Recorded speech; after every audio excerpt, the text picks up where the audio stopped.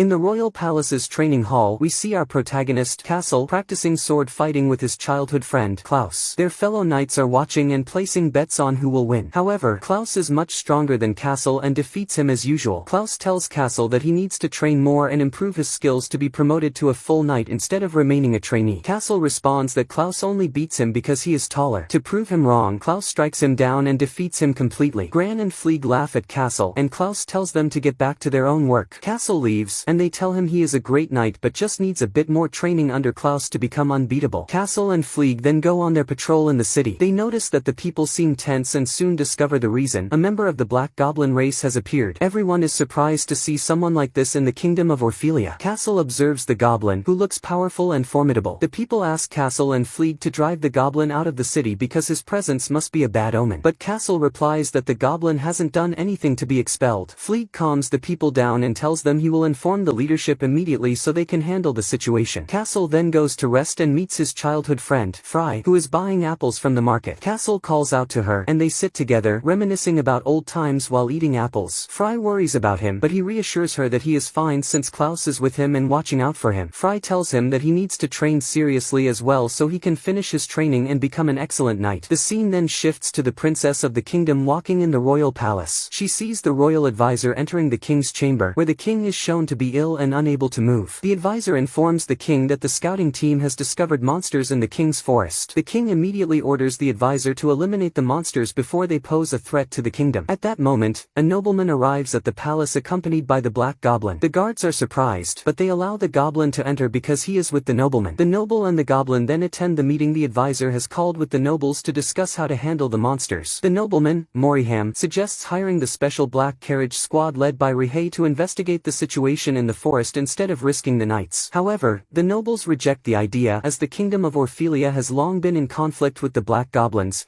and they cannot trust them now. The advisor asks Rhett why he would help them. Rhett responds that they are a band of mercenaries and only care about getting paid, nothing more. The advisor also refuses Moriham's proposal and decides that sending a team of knights would be the best solution. That evening, Klaus informs Castle that he won't be able to train him for a while because he and the squad are going on a mission to investigate the forest due to the monster's appearance. Castle becomes worried about his friends, but they reassure him that they will be fine and promise to bring him some of the strange foods he likes when they return. That night, the Black Carriage Squad, composed of black goblins, is seen making plans. It is revealed that they are seeking revenge against Orphelia's nobles for oppressing them for years. Everything they are doing now is part of their scheme to take control of the kingdom. The next day, Klaus and the team arrive at the forest. The area is unnaturally quiet, but suddenly, skeletal monsters appear and attack them. They fight bravely, but the monsters overwhelm them, leaving only Klaus and Gran. Klaus orders Gran to escape and inform the palace while he holds off the monsters. Gran immediately flees, while Klaus continues fighting the seemingly endless skeletal creatures. Gran reaches the palace and reports everything that happened, stating that the number of monsters in the forest is unknown. The nobles panic as they try to figure out how to eliminate this threat. Meanwhile, Castle learns about what happened to his friends and that only Gran has returned. He becomes deeply worried about Klaus but still holds on to hope that he is alive. He decides to go rescue him himself. At that moment, Fry also arrives, asking about Klaus. She is shocked to learn that he hasn't returned and decides to accompany Castle since she is a mage. Castle tries to convince her to stay behind until he returns, but it's no use. Castle and Fry set out to search for Klaus and find the bodies of the fallen team lying on the ground. Castle and Fry are shocked by the sight and look for Klaus, but unfortunately, they only find his armor. At that moment, Castle decides to venture deeper into the forest to search for Klaus. However, a large number of skeletal monsters appear and attack them. Castle immediately charges at the skeletons and orders Fry to run away at once. Castle fights off the skeletons and manages to push them back. He then decides to escape quickly with Fry. But at that moment, the leader of the skeletons appears and tells him, "Let's have some fun, boy." She launches a magical attack on Castle, sending him flying with ease. She is surprised that she defeated him so effortlessly since he resembles Klaus. At that moment, it is revealed that she also fought Klaus. The skeletons quickly attack Castle and Fry, but Fry uses her shield to block the attack immediately. She continues to hold off their attacks until the skeletons close in on her, about to finish her off. However, at the last moment, Rhett appears and swiftly eliminates the skeletons with incredible speed. The Black Carriage Squad arrives, and its members fight the skeletons, easily defeating them due to their astonishing strength. Rhett himself battles the monster leader in an intense fight, which amazes Castle. However, the leader eventually escapes, bidding farewell to Castle, telling him not to worry because they will play together again. Castle thanks Rhett and his team for saving them and introduces himself and Fry. Rhett asks him what he is doing there since he is not part of the scouting team. Castle replies that they came to search for survivors from the squad and that he is sure there are still survivors. However, Rhett does not care about his words and leaves them behind. Castle is saddened and tells Fry that he came to rescue Klaus but could do nothing, not even defeat the monsters they encountered. At that moment, a group of adventurers appears before Castle and Fry. Castle becomes wary of them and asks who they are. They reassure him that they are adventurers, and the mage introduces herself as Cleo, while the other is Roy, a knight and Cleo's bodyguard. Fry asks them what they are doing there. Cleo responds that they were searching for them and asks them to follow. Castle and Fry follow them and arrive at the edge of a cliff. Cleo tells them that Dominic's is the one who requested them to be brought here. Castle and Fry are astonished that the Great Tower Mage is the one who summoned them and ask why he did so. Roy answers that Dominic's himself will explain. They then take Castle and Fry to the Sky Island where the Tower of the Sage is located. Cleo uses her magic, and they are transported to the island. Castle and Fry are amazed by the magnificent place and head to meet the Sage Dominic's. Castle and Fry meet the Sage Dominic's, and it is revealed that they have known him since childhood at the orphanage. Dominic's welcomes them, and Fry tells him they always thought he was just an ordinary mage who occasionally visited the orphanage. Dominic's replies that he had to hide his identity from people to avoid trouble. He then tells them that he brought them there because he wants them to meet someone. He leads them into a room where they are stunned to find Klaus wounded and lying on the bed. Both Castle and Fry are relieved and overjoyed. It is revealed that Dominic's had always been watching over the three of them since childhood, which is why he knew what had happened to Klaus and that they would come looking for him. At that moment, Klaus wakes up, surprised to see Castle and Fry. Castle explains what happened, and Klaus is relieved to hear that Gran made it back to the castle. Sage Dominic's asks Castle and Fry to stay the night and instructs Cleo and Roy to take care of them. That evening, Castle sits in the garden, feeling down and deep in thought. Fry approaches him to comfort him. Castle tells her that after fighting the monsters, he has decided that he must become stronger because he will never accept losing someone dear to him again. The next morning, Rhett goes to the palace and informs the nobles that he has eliminated the monsters in the forest, presenting them with proof, the head of a skeletal monster. Nobleman Moriham states that they must trust the efficiency of the Black Carriage Squad from now on and always rely on them in battles against monsters. As the nobles are about to object, the advisor calms the situation, thanks Rhett for his efforts,